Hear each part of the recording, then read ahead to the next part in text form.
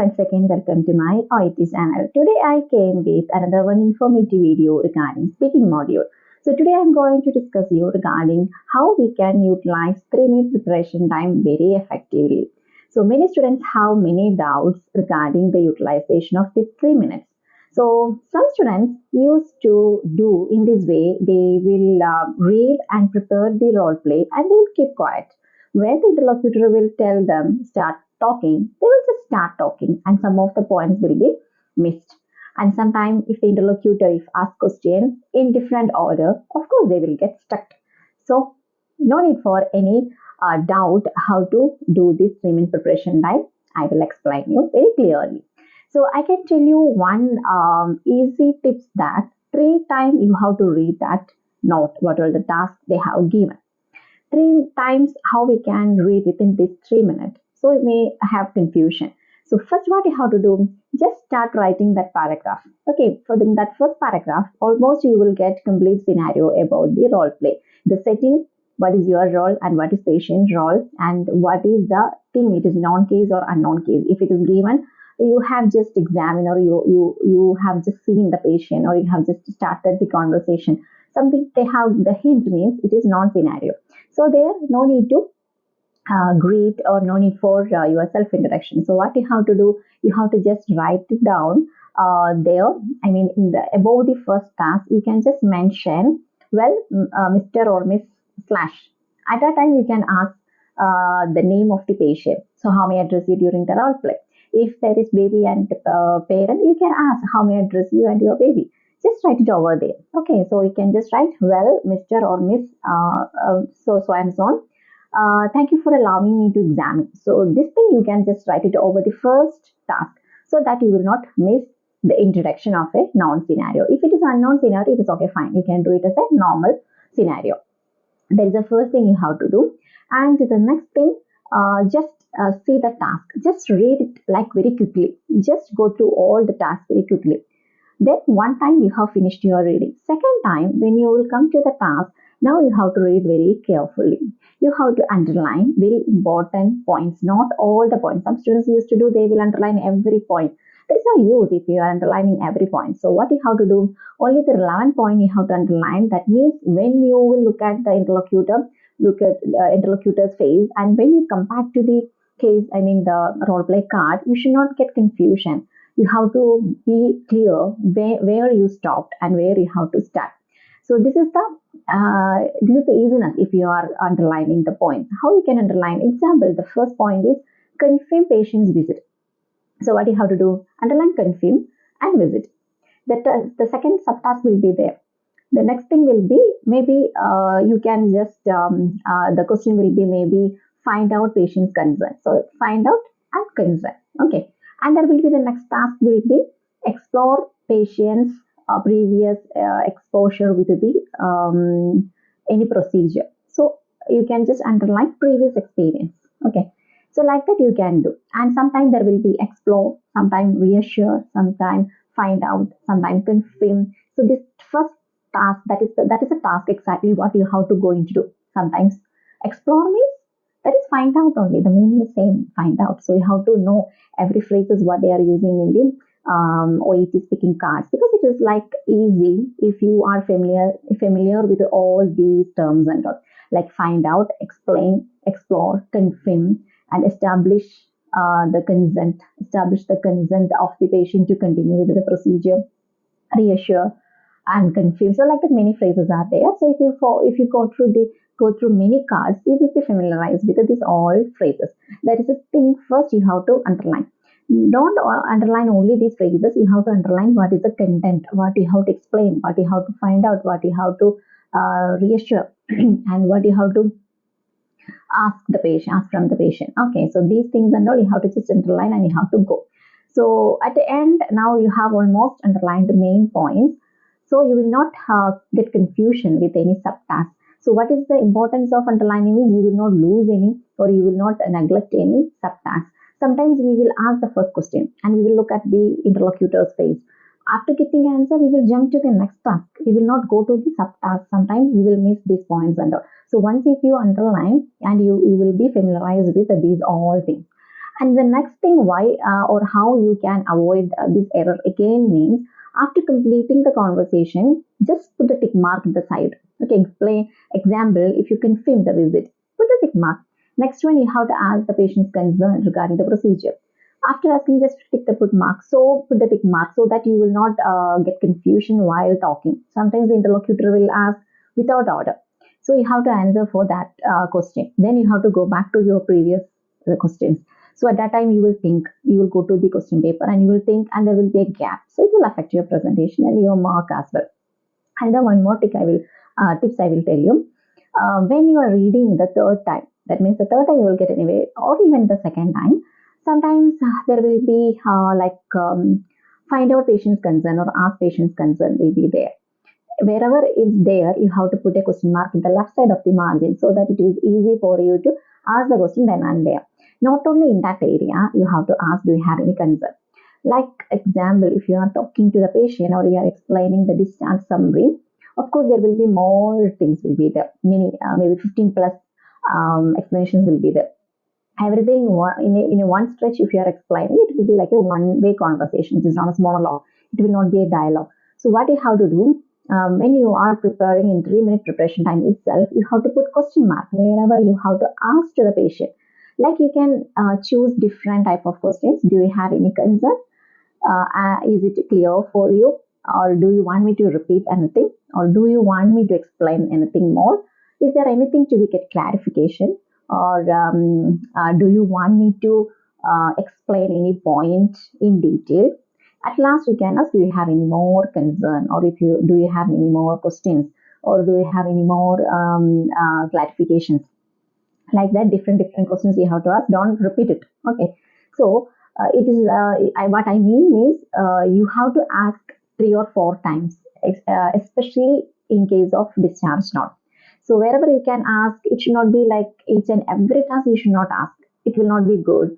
You can ask one way. That is, first you will ask, do you have any concern? You will answer that.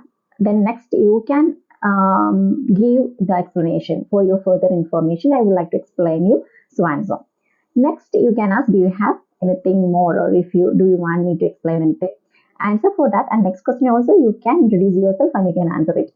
To the next question you can ask again if they have any question. So it will be like a unique way. That means you will involve even the patient also. So equal importance will be there and the conversation will be active. And you will get your presentation will be good means of course you will get mark. If there will be some mistakes also, even though you will get some grace mark for the presentations and all. So in this way you can make your conversation very effective. So you have to underline, you have to ask the name if it is relevant, and when you are asking the name you have to write it very clearly. Okay, patient's name, especially if you are talking to a parent, you have to ask baby's name as well as parent name. Sometimes both gender will be same. Okay, so you will get confusion after a few minutes. You will get confusion who is patient, who is parent. So what you have to do? Baby's name you have to write it like small letter, and father name or mother parent name you can write a bigger letter. So it will be easy because you will use parent's name many times, not the baby's name. Baby's name you will use only one time. And one more important tip: you have to see whether the baby is baby boy or girl. This is more important. Why? Because throughout the role play, you will use your baby, your child, your baby, your child. It will be like a it's like a fantasy or talking will not be a pleasant for the reader. So what do you have to do? If the baby is the baby is boy, you can do like this. It is essential for him to provide, or please try to give him.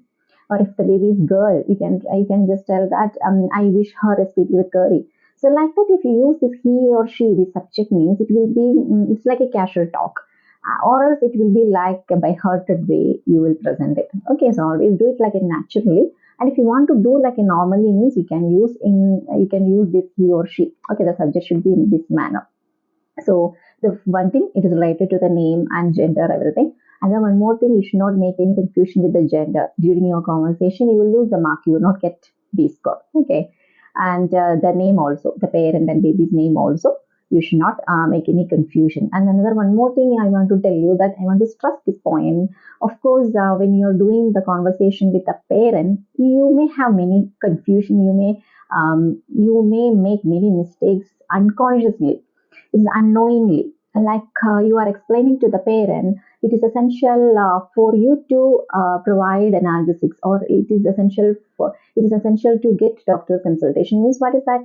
You are telling to the parent how to get consultation. So it is wrong. It is totally wrong. So you have to tell that it is essential for your baby to get consultation, or else it is essential for him to get consultation with the general practitioner, or it is benefit for him to use this link for at least 3 to 6 weeks, like that. Okay, please provide him analgesics if required. Please, like you can tell that, please get him back to the hospital after 6 weeks, or it is essential to come back to the hospital after 6 weeks. Maybe it is directed to the parent. So don't make any mistake when you are talking to the parent. Be conscious you are talking to someone else, not to the patient. Okay. So this is the easiest way how you can utilize the 3 minute preparation time. And the last one I want to tell you regarding the conclusion. So when you are doing 3 minutes preparation time itself, you can find out how you have to conclude the conversation. Don't keep it for that the last moment. So when you are reading that first paragraph itself, it will be clear how you can conclude the your conversation. So if it is discharge process means, of course, it will be at the end, do you have any more concern? If you don't have any other question, may I proceed with the procedure, or may I proceed with the discharge process, or may I proceed with your vaccination, if it is for the procedure. And if it is like a simple visit means, you can tell that. I hope I have clarified all your doubts. If you don't have any other question, so I will provide you the leaflet so that you will get enough information. And if you need any clarification, please do not hesitate to contact with us. Something like that we can make, and we can tell that have a nice day, or I wish you a speedy recovery. Something like that we can conclude. These things and all don't need to write there, but one thing you have to write it there. If there is a procedure of this discharge, of course you can just write it under the last task. May I proceed with slash. So according to the scenario, you can complete it. Okay, because at the end, of course, everybody used to tell that thank you for your visit, or the hi, wish you a speedy recovery. Example, I will tell you. The patient came for preoperative assessment, and you are asking many things to the patient, and you explained everything. At the end, you are telling that, okay, Mr. John, thank you for your visit. Have a nice day. So what does that mean? You are sending the patient back to home. The patient came for preoperative assessment, and actually patient is scheduled for surgery. So that is a mistake. You have to conclude very clearly. May I proceed with your preoperative assessment? Okay, if you don't have any other question, may I proceed with that? So this thing also you can write it under the last task during the 3 minute preparation time. So this is only the thing what you have to do. So minimum you have to practice. When you practice, you have to do it in the same way. 3 times you have to read that case note. This every point will be fixed in your mind. So from wherever the interlocutor will ask you the question, you will be familiarized with these all things. And when the interlocutor will ask the question, don't forget to put a tick mark. Sometimes interlocutor will ask you from the maybe from the down or from middle. When you will answer for that, put a tick mark there. Then go back to the previous, see the previous tick mark. Then continue with that. Okay.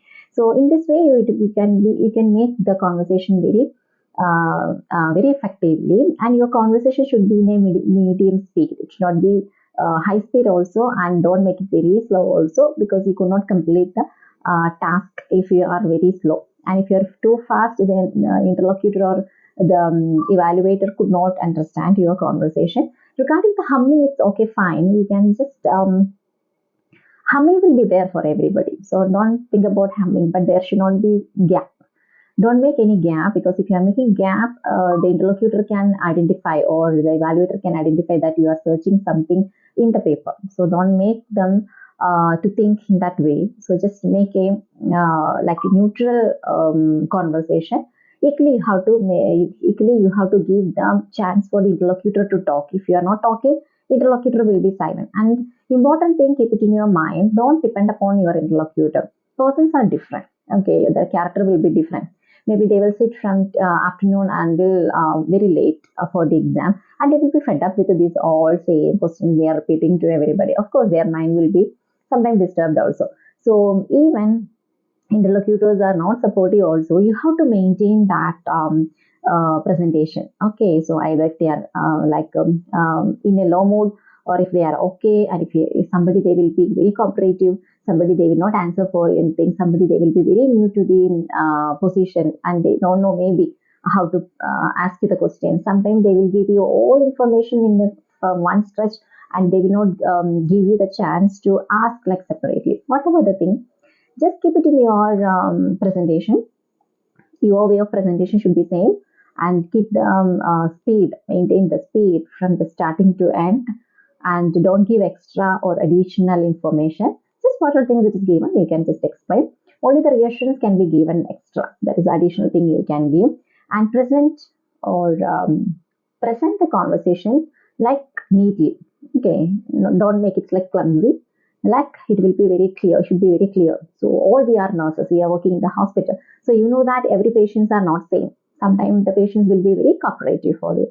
Sometimes they will be very aggressive. Sometimes they will be like a neutral. So to everybody, we have to maintain the same face because in hospital maybe we could not make in that sense, but in OET speaking, we have to make that sense. Okay. So I hope this video is benefit for you. Just practice in the way and see if you have any improvement. Okay, you can try in that way.